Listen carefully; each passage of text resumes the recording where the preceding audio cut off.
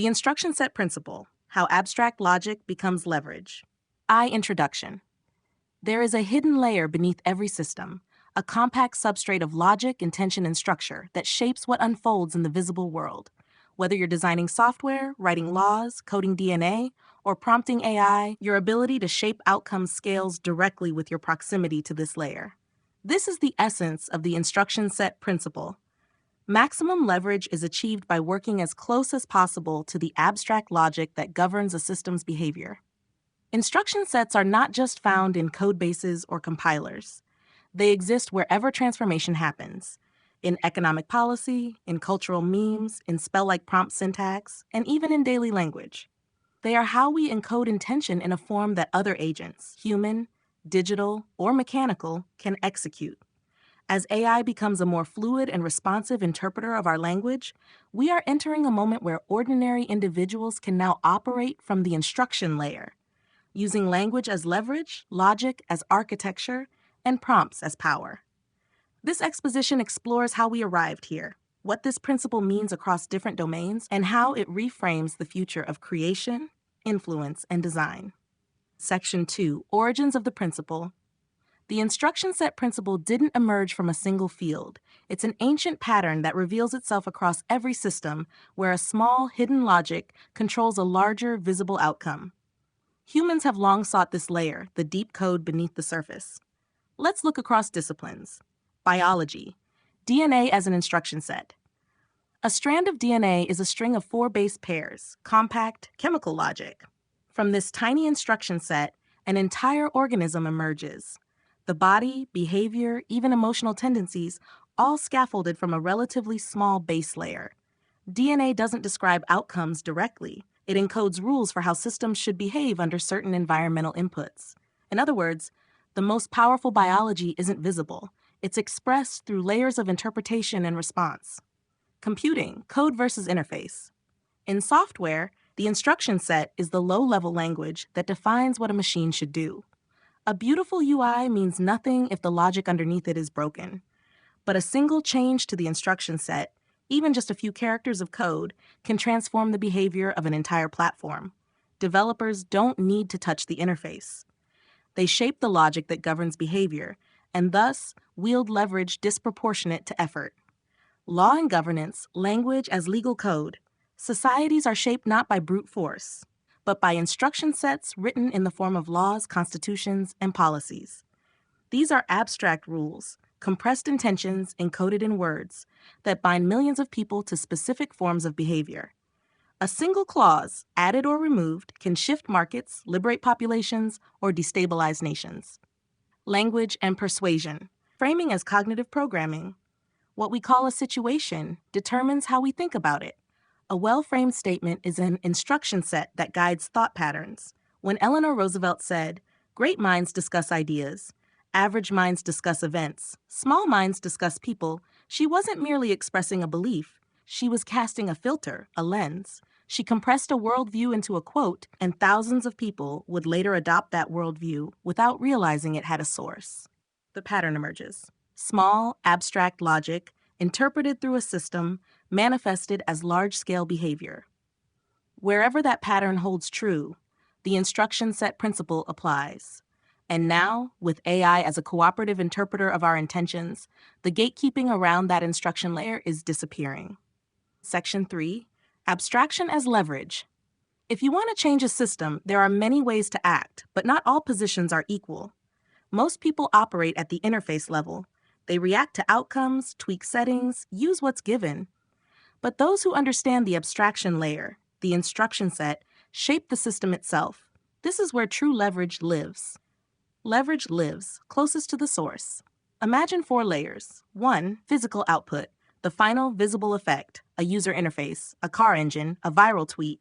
2, behavioral logic, the flow or pattern behind the output, the engine cycle, the content strategy. 3, instruction set, the abstract rule set that defines behaviors, code, belief, policy, DNA. 4, source intention, the unspoken motive, the why beneath the logic. The further up you work, closer to the source, the less effort you need to create large effects. A mechanic fixes an engine. An engineer redesigns the system. but the designer of combustion theory reshaped all engines. To work at the instruction set layer is to operate reality with a lighter touch and deeper impact. Instruction sets are recursive. One of the most powerful qualities of instruction sets is that they can compress complex outcomes into simple containers. That's why they're fractal. You can nest them, remix them, fork them. A tweet that goes viral, a single prompt that triggers an entire GPT agent workflow, a ritual phrase that orients people's behavior for centuries, a command line script that saves an engineer 3 hours every day. They all work the same way. Small in form, enormous in function. The spellcasting metaphor, from interface to incantation. This is where the spellcasting metaphor regains center stage. Spells are just compressed instruction sets, written in the syntax of belief and delivered with expressive rhythm. They don't need to describe every detail. They invoke an agent or system that interprets and amplifies. The prompt is the incantation. The AI model is the daemon or channeler. The output is the artifact made real through hidden logic. What matters isn't how long the spell is, it's how precisely it encodes intention into a form the system can execute. This is the new literacy of leverage, knowing how to compress intention, encode it clearly, and cast it effectively. This content is brought to you by Bobby Giggs. Promote your brand here and reach a wide audience across platforms like YouTube, Instagram, and Facebook. Follow the links in the description to get started. Section 4. The role of AI in the abstraction layer. For most of human history, the instruction layer was reserved for specialists. Only priests could read sacred texts. Only scribes could write laws. Only programmers could write code. But now, AI is collapsing that distance. It interprets our raw language, our intentions, and translates them into structured logic. That means anyone can now engage with the instruction layer, if they can speak with clarity, creativity, and precision. AI is the most responsive interpreter of human abstraction we've ever built. AI as instruction set amplifier.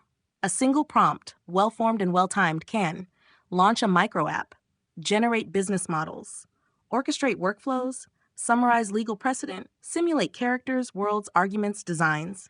It doesn't do this by magic. It's just really, really good at recognizing the pattern behind the request and finding matching latent instructions in its training data. So when you prompt AI, you're not giving it full commands. You're seeding a trigger into a vast cloud of latent possibility. It's like casting a net into the fog of potential and watching it pull form out of chaos. Prompting is the new literacy.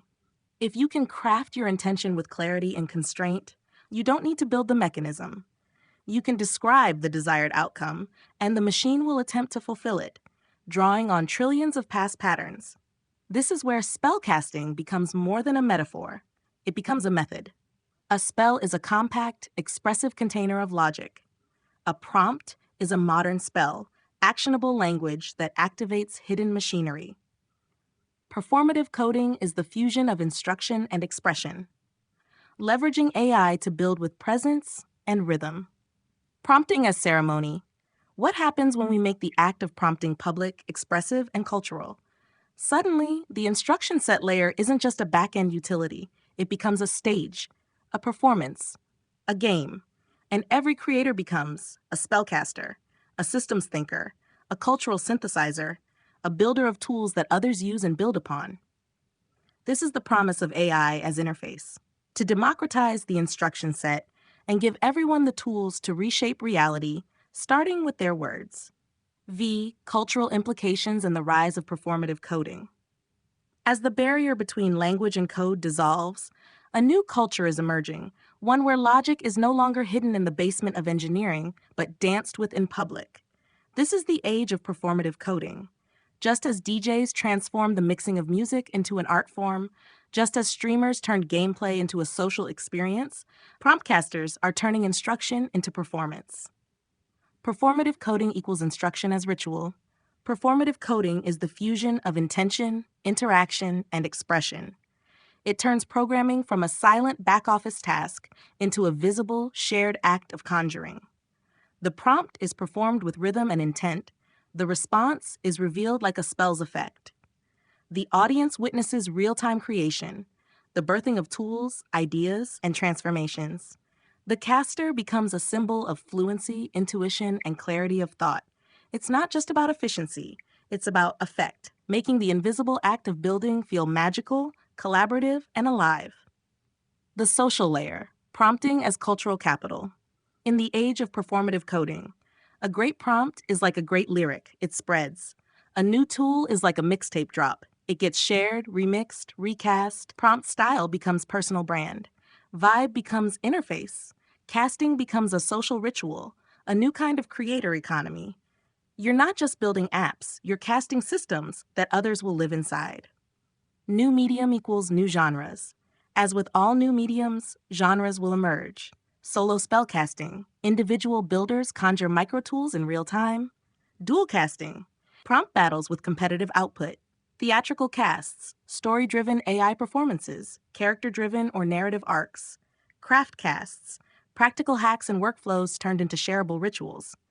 Reflection casts. Philosophical or emotional explorations using mirror AIs. Each genre creates its own culture, memes, values, aesthetics, just like early YouTube or rap or open source coding. This is how the mythos builds, not from infrastructure alone, but from performance, remix, and resonance. Section 6, Risks, Paradoxes, and the Ethics of Spells.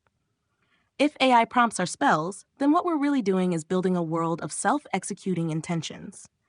But just as with real spells in mythology, the risk lies in misfire, misuse, or unintended consequence.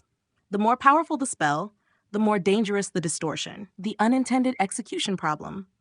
When a spell works too literally or without enough constraint, it can automate harmful actions, over-optimize for narrow metrics, amplify bias, toxicity, or misinformation, create illusions of truth, hallucinations that feel more plausible than real knowledge. A poorly written prompt is like a loose wish to a genie. Be careful what you ask for and how you ask it. Performative coding must build in layers of reflection, revision, and ideally, consensus. Spellcasting without grounding.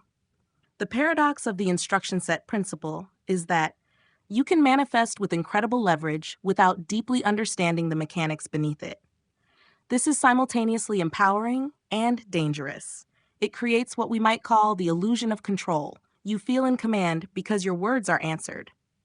But that responsiveness may conceal a brittle back-end logic, latent misalignment, hidden dependencies, or fragility under pressure. This is why we must develop new forms of prompt hygiene, cultural guardrails, and shared syntax libraries. Ethical spellcasting. Some questions to anchor this new practice.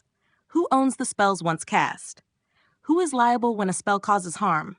Should some spells be gated behind knowledge or certification? What counts as original when remixing prompt frameworks? Can intent ever be ethically separated from impact in generative systems? The answers won't come from the tech alone. They'll come from culture, narrative, philosophy, and from those brave enough to treat instruction not as control, but as stewardship. Section 7. Toward a world of intentional infrastructure. If we accept the instruction set principle, that all output begins as abstract logic, then the next evolution of society is not merely technological, it is intentional. We are building a world where language isn't just descriptive, it's constructive. Interfaces aren't just passive, they amplify intent. Infrastructure isn't just physical, it is psychological, cultural, and programmable. This is the shift, from infrastructure built by engineers to infrastructure cast by creators. Infrastructure as intent encoding. Traditionally, infrastructure, roads, banks, laws, required enormous resources to deploy. Now, with AI and performative coding, microtools become policy, prompts become procedures, interfaces become governance, narratives become protocols. A single well-crafted spell, a prompt, workflow, or AI-driven tool can coordinate thousands, automate complex flows, encode values, or even replace bureaucracy. This is programmable society, not in the surveillance state sense, but in the sovereign spellcaster sense. The world that spellcasters build. Spellcasters will define what tools people use, how they think about problems, what possibilities feel accessible or real, which values get embedded in workflows and defaults. Just as poets gave shape to collective memory and engineers gave form to modernity, Spellcasters will define the next layer of lived experience. It will matter what you cast, how you cast, and why you cast. The edge of reality is now writable. Section 8, Conclusion, Writing the Future in Code and Intention. The instruction set principle is not just a mental model. It is an invitation to work closer to the source, to build with language, to treat abstraction not as a limit, but as leverage. Every tool, every system, every app, every law began as thought.